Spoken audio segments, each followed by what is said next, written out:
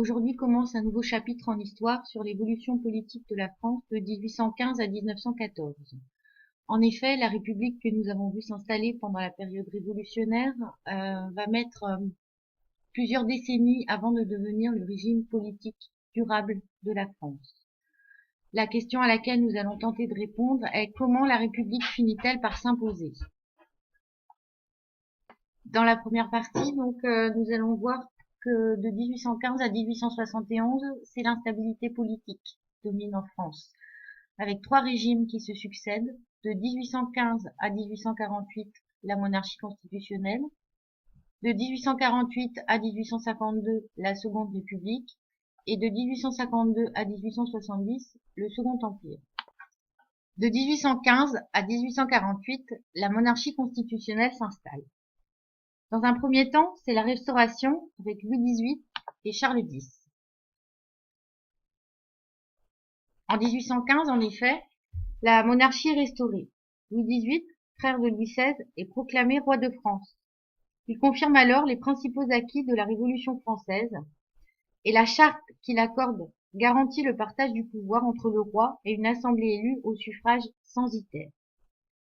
Puis, Charles X, qui lui succède en 1824, est favorable à un retour à la monarchie absolue. Il est renversé lors de la Révolution de juillet 1830. Lui succède alors Louis-Philippe Ier, qui jure de maintenir la monarchie constitutionnelle.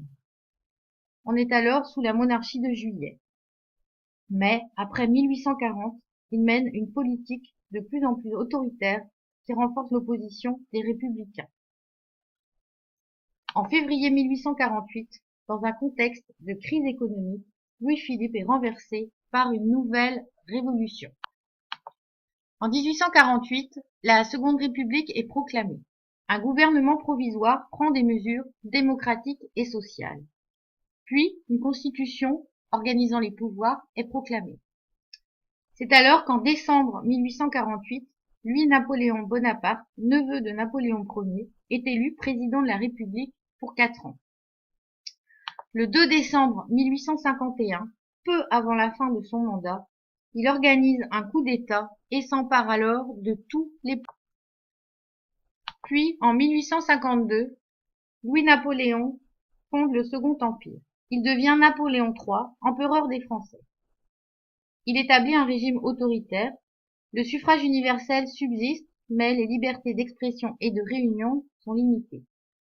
Puis, après 1860, la presse redevient plus libre et les réunions publiques sont à nouveau autorisées.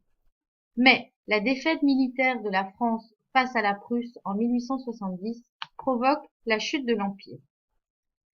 Tandis que la France est battue à la bataille de Sedan, la République est proclamée à Paris le 4 septembre 1870. Ses débuts sont difficiles, car l'Assemblée nationale élue en 1871 est majoritairement royaliste. Le peuple de Paris craint alors un retour à la monarchie et veut continuer à se battre contre la Prusse. Il se révolte alors lors de la Commune de Paris, qui est réprimée dans le sang.